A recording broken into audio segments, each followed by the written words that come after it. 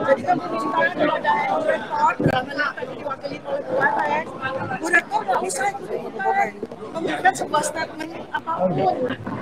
Kalau memang UGM ini memerankan diri untuk bersama-sama kita mencari keadilan, maka UGM sebaiknya mengutus ahli-ahlinya dan bersama-sama dengan kami para ahli untuk bersama-sama kita membuktikan semua dokumen-dokumen yang ada gitu. Karena UGM itu milik rakyat, bukan milik seseorang. UGM itu tidak boleh menjadi tameng, tidak boleh menjadi alatnya seseorang. Jadi kalau memang UGM itu dan kita semua rakyat, ya UGM harus dalam posisi netral dan positif terhadap rakyat. Demikian yang tadi saya sampaikan kepada jajaran rektorat. Sedikit saja. Hampir saja tadi hampir terjadi stek ya. Kami hampir saja walk out terus terang karena timbul eskalasi yang cukup tinggi tadi. Tapi alhamdulillah kita yang menjaga ya. Saya tadi sudah udahlah kita kan sama satu keluarga besar. Cuman memang ada beberapa hal yang tidak sepakat gitu ya, termasuk intinya deadlock ya. Deadlock. Jadi tidak sepakat karena ada kemudian kita bergeser. Oke, ya. Karena nanti jangan sampai kita Pindah yuk.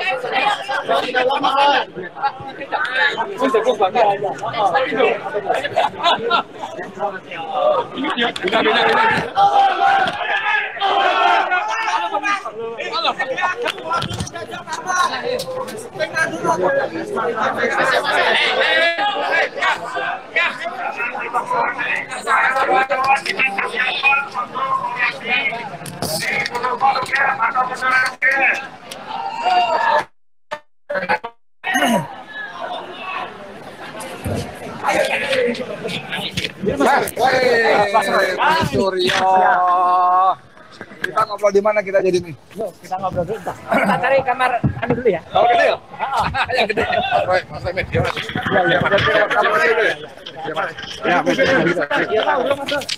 Siap. Mas, sebentar ya, Mas. Oke, Pak Harisman mana? Iya. Oke, siap. Pak Harisman mana? Singkat aja ya gitu. Karena ada keberatan dari kampus kalau kita sekalian. Alhamdulillah, tapi kami tadi 5 bertiga akhirnya. Saya, Pak Harisman dan Bu Dr. Ova ya gitu karena memang kapasitas ruangan dan terbatas. Tapi nanti oke lah, kita hormati pihak kampus karena katanya ada ujian, kita teruskan di luar ya. Oke. Intinya pertemuannya apa, Mas? Semuanya ada yang sepakat tapi banyak yang tidak sepakat juga. Gitu. Bisa menunjukkan bukti. Terus terang tadi ada satu skripsi yang disajikan skripsi Pak Jokowi, tapi di skripsi Pak Jokowi itu ya memang sama seperti apa yang dilakukan Pak Harisman. Ya, oke. Ya. Yuk. Ya.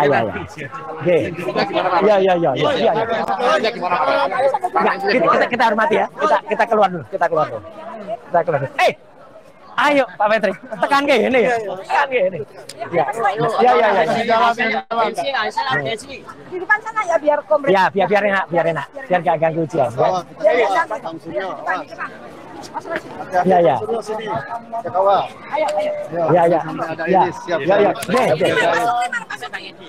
Ya.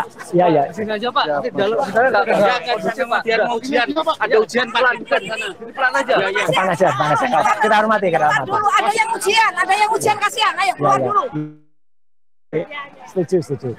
Ayo. Di depan bebas. Ayo di depan bebas. Pak Sukri di mana ya Pak Sukri ya? Pak Sukri, karo Pak Harisman, Dr. Tifa mana? The superhero. Tadi di belakang situ. Ya. Mas, kalau deadlock kayak gini gimana? Benar, Mas? Ya, tadi malah dari pihak UGM menawarkan untuk ke pengadilan. Lah iya, sip. Oke. Iya. Udah sini. Buka yang dari mana yang barusan dibuka? Udah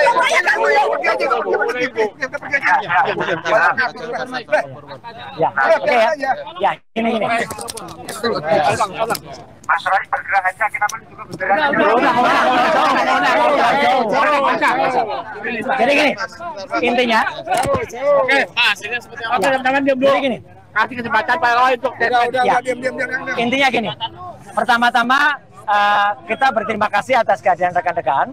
Ya gitu, dan kita tetap memohon doa kepada Allah Subhanahu wa taala bahwa memang ada beberapa hal yang tadi juga sempat kita sampaikan.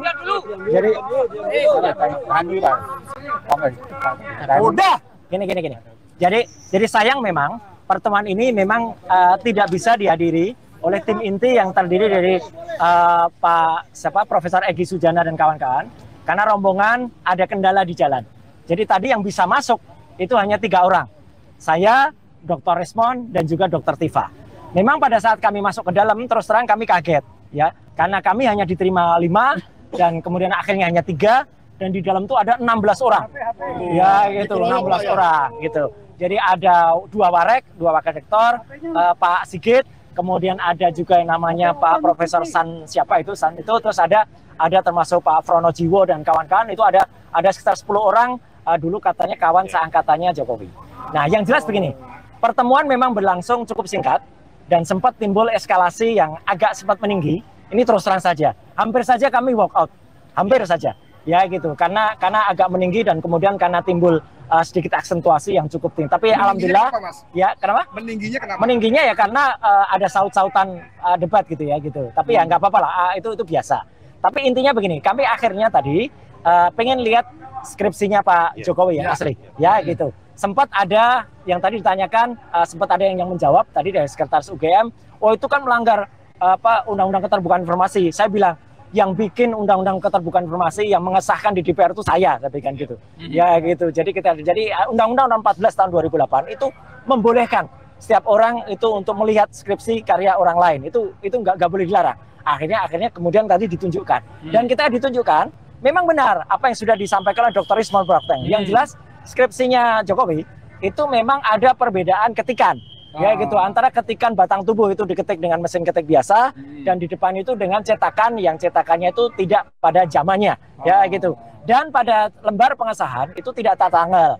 Ya, tidak ada lembar pengesahan dari dosen pengujinya. Meskipun dosen pengujinya bisa disebutkan tadi oleh kawan-kawannya, tapi faktanya nggak ada. Tadi kita juga sempat diberitahu karena kita tanyakan lokasi KKN-nya ada di mana Jokowi itu. Tadi dikatakan di satu tempat, tapi kita nanti akan cross check juga ya apakah itu benar, karena kan itu foto-fotonya kemudian buktinya semuanya ada enggak gitu. Tapi yang jelas terus terang kami memang sedikit kaget.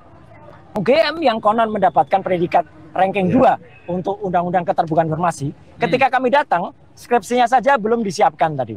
Jadi harus diambilkan dulu gitu ya. Jadi kan padahal kan waktunya kan hanya singkat gitu. Jadi ya apa ya, hal-hal itu kan kita cukup menyayangkan. Memang kita tidak bisa lihat ijazah asli.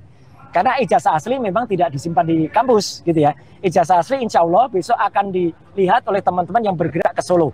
Ya gitu. Saya memang tidak bergerak ke Solo besok karena saya harus pulang ke Jakarta. Tapi moga-moga besok bisa diperlihatkan. Memang ada hal yang kami kaget. Ya, karena UGM juga tadi menawarkan. Kalau gitu ya kita pengadilan saja.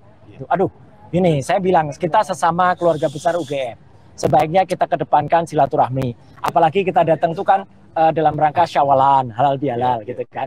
Tapi intinya beginilah. Saya melihat bahwa UGM memang tadi disarankan oleh Dr. Tifa, jangan kemudian mau jadi tameng atau bemper yang itu malah melemahkan UGM sendiri. UGM harus berani berdiri di atas kakinya. Ya, kalau katakan ya, katakan ya. Jangan kemudian tadi itu tanpa awalnya agak sedikit membela-bela itu zaman dulu itu nggak ada gini, nggak usah. Ya udah kalau memang nggak ada tanda tangannya, katakan nggak ada tanda tangan. Dan faktanya sekali lagi saya sampaikan. Dan tadi alhamdulillah saya sempat memotret, saya pegang langsung karena dulu saya pernah datang dan tidak diperbolehkan. Alhamdulillah Dr. Resmond pernah datang dan boleh memotret. Tadi Dr. Resmond memotret lagi. Di dalam skripsi itu memang tidak ada tanggalnya, tidak ada lembar pengesahan dan tidak ada nama orang yang disebut-sebut sebagai Kasmujo, itu nggak ada di situ. Jadi Kasmujo tidak ada. Jadi di situ memang yang ada adalah anak 2 orang itu. Perkara nanti apakah itu akan dijadikan bukti atau evidence di pengadilan, sebenarnya kita tidak berhadap, kita berhadapan. Makanya tadi Dr. Tifa juga menyarankan, UGM itu harusnya bersatu dengan rakyat, menjadi institusi yang melindungi hak-hak kebebasan keterbukaan informasi dari rakyat, bukan untuk malah justru menjaga itu atau melindungi. Kalau memang nggak benar, katakan nggak benar, gitu ya. 1000 foto, tadi kan 7 foto, saya bilang 1000 foto, 1000 kawan tidak ada gunanya kalau tidak ada ijazah asli. Itu. Makasih. Sebenarnya tetap sama ya, Pak, ya? bahwa ijazah Jokowi palsu gitu ya kalau. Ijazah palsunya tadi ijazahnya tidak ada di UGM. Ya, itu aja. Ya, ijazah ada. Kalau besok ada ya syukur, kalau besok tidak ada, nah kan bisa kita pertanyakan, kenapa ijazah nggak ada? Dan kalau dari lawyer mengatakan kami hanya akan keluarkan nanti pada saat di sidang. Ini pelanggaran terhadap Undang-Undang Keterbukaan Informasi. Skripsi orang itu harus bisa dibuka, harus bisa tetap meyakini ijazah Jokowi palsu. Iya, artinya keraguan terhadap ijazah itu dan juga ada hal yang tidak pantas terhadap itu. Dan tadi yang jelas di skripsinya itu memang ada hal yang perlu dipertanyakan. Tidak ada tanda tangan, tidak ada nama yang harusnya ada. Dan ada hal lain termasuk font yang dipermasalahkan kembali oleh Dr. Rosima. Oke, itu ya. Oke. Kejanggalan skripsi itu tadi, itu indikasi buat seorang pakar telematika master. Ya, indikasinya memang itu hal yang tidak benar. Tidak boleh skripsi kalau tidak lengkap. Ya gitu. Kalau kemudian UGM menerima kami hanya menerima seperti ini. Loh, kalau kamu menerima seperti itu kok disahkan? Kok diserahkan? Alasannya adalah wisuda dulu baru skripsinya diserahkan. Itu kan agak aneh juga gitu loh. Tapi sudah confirm yang mereka mengatakan wisuda dulu baru skripsi diserahkan. Ya, tadi gini, skripsinya itu diserahkan setelah semua syarat itu dipenuhi. Gitu. Ya. Oke ya. Oke. Ini harapan dari Ya ini. Dokter Tiba. Maaf. Sabar. Gini. Soal kemandirian UGM tadi. Ya. Jadi sebetulnya gini, kami itu, saya tadi bersama teman-teman itu mengajak UGM itu untuk bersikap netral. Sama-sama kita pejuang. Jadi UGM itu jangan menjadi tameng siapapun.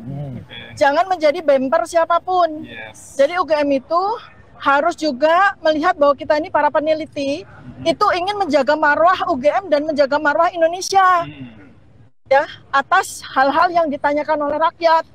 Nah, tadi cuma sayangnya ya, mungkin Pak Roy udah sampaikan bahwa kita pada saat pertemuan itu tidak diberikan data apapun yang seharusnya kita butuhkan. Karena kita nanti bisa menjadi kepanjangan mulut dari UGM. Bahwa UGM memberikan kepada kami dokumen-dokumen definitif. Dan itu hampir deadlock. Sampai terakhir, akhirnya skripsinya dikeluarkan. Nah, alhamdulillahnya kami dapat data baru. Pak Roy dan Pak Rismon sebagai ahli digital forensik dapat data baru. Ya, itu. Nah, jadi intinya adalah untuk dari sisi saya sendiri, saya ingin menekankan, Bu Rektor, diam saja. Pak Dekan, diam saja. Daripada memberikan informasi yang malah menyesatkan. Daripada tidak mau membuka hal-hal yang justru dibutuhkan rakyat. Kalau memang tidak punya data atau tidak punya pernyataan yang valid, yang mendukung kepada rakyat, untuk kita semua mendapatkan informasi dan kebenaran, lebih baik UGM diam saja. Jangan ditarik-tarik pada masalah yang rektor sekarang tidak tahu. Ini masalah rektor yang dulu, bukan masalah rektor yang sekarang. Ini masalah dekan, bukan dekan yang sekarang. Malah jadi blunder seperti yang selama ini disampaikan oleh UGM, oleh Humas UGM, ya, seperti yang foto-foto yang ternyata tidak tepat, kemudian informasi tentang fotokopi yang ternyata tidak tepat malah jadi blunder gitu. Jadi saya mendorong UGM harusnya merangkul kami, bukan berlawanan dengan kami. Kami ini para peneliti lulusan UGM semua yang punya kredibilitas tinggi. Jadi kalau memang UGM mau bersama dengan rakyat sebagai universitas rakyat, UGM bersama dengan kami, bukan bersama dengan orang yang sekarang ini sedang kita permasalahkan gitu. Demikian bisa saya sampaikan. Terima kasih. Tadi kan sudah sama-sama lihat begitu banyak kejanggalan dari skripsi itu ya, kurang ini kurang itu. Menurut pengalaman Mbak Tifa, pribadi? Ya, pertama saya mau bicara tentang ijazah. Memang kalau ijazah kita tidak bisa minta kepada UGM, karena UGM itu karena begitu seorang lulus itu kan dia memegang ijazah ya. Jadi memang bukan pada tempatnya kita meminta UGM untuk menunjukkan ijazah asli, ya kan? Tapi UGM bisa memberikan bukti ya dalam bentuk dokumen-dokumen yang lain, misalnya transkrip nilai, kemudian KHS dan sebagainya. Memang ya itu semua dokumen-dokumen yang bisa diberikan oleh UGM dan itu tidak kami dapatkan tadi. Mengenai skripsi juga, skripsi itu Menurut saya tadi sudah dengan mata kepala sendiri saya melihat skripsinya seseorang bernama Joko Widodo ya. Ya itu secara kasat mata, saya bukan ahli digital forensik, tapi saya sebagai alumni UGM melihat kejanggalan tersebut. Karena secara lazim kami semua alumni UGM itu kami mendapatkan kewajiban untuk skripsi kami itu ada lembar pengesahan ya yang berisikan tidak cuma nama pembimbing skripsi atau penguji utama, tapi juga dosen-dosen penguji yang lain. Dan kami mendapatkan bukti dari satu skripsi yang lulus pada tahun yang sama.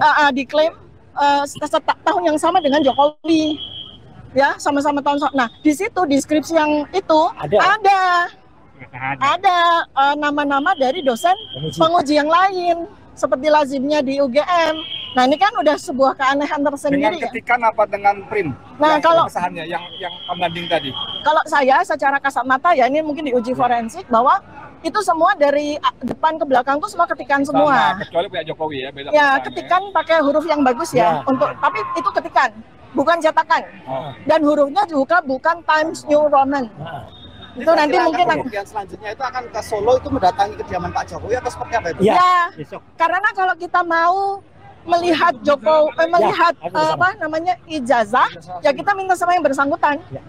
Satu-satunya cara ya kita ke kediaman beliau. Oke. Ya, sambil jalan, maaf. Yuk, maaf. Kita sambil jalan. Ya. Matur nuwun. Salah siap.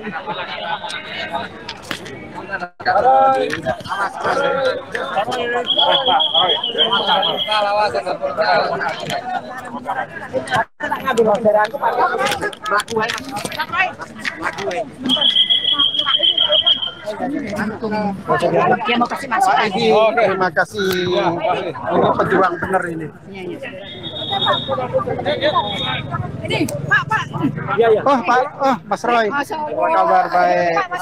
Jangan foto Pak. Itu dulu. Mari kita ketemu ya. Kita cari. Kita buat suatu konstruksi hukum. Ayo sambil jalan. Ayo. Sini aja ngomong sendiri aja. Ini ngomong sendiri. Bapak namanya siapa, Bapak? Pak Lukman. Apa? Ahli apa? Saya kalau praksi hukum, saya masih alumni UGM angkatan 82. Oke. Apa penjelasan Bapak, Pak? Hah? Ada penjelasan apa buat kita? Masukan. Saya hanya mengatakan kalau mengatakan Jokowi ijazah palsu itu tidak tepat. Oke. Karena kita tidak pernah melihat ijazahnya. Oke. Berarti kan kalau kita tidak pernah melihat ijazahnya, bagaimana kita mengatakan itu palsu? Tapi aslinya ada nggak? Nah, siapa yang mengatakan palsu? Saya kan. Nah, kalau saya mengatakan palsu, saya harus membuktikan palsu. Itu kan logikanya gitu. Jadi konstruksi hukumnya nggak begitu, jangan begitu konstruksi hukum. Oh gimana? Kayaknya Bapak belain Jokowi apa gimana nih? Gimana? Saya tidak akan membela siapa. Harus bela Pak, nggak boleh netral Pak. Ini soal kebenaran Pak, Bapak nggak boleh abu-abu. Saya membela kebenaran. Nah, kebenarannya bagaimana? Orang yakin kok. Ini kan masalah sepele kalau udah juga ini punya aku. Periksa. Cuma yang saya tidak sepakat mengatakan kalau Pak Jokowi, kalau disebut palsu, aslinya mana yang nggak palsu? Kan nanti terus begitu ada pembandingnya. Kamu jelek karena ada yang ganteng, kamu jelek karena ada yang siapa cantik. yang mengatakan palsu?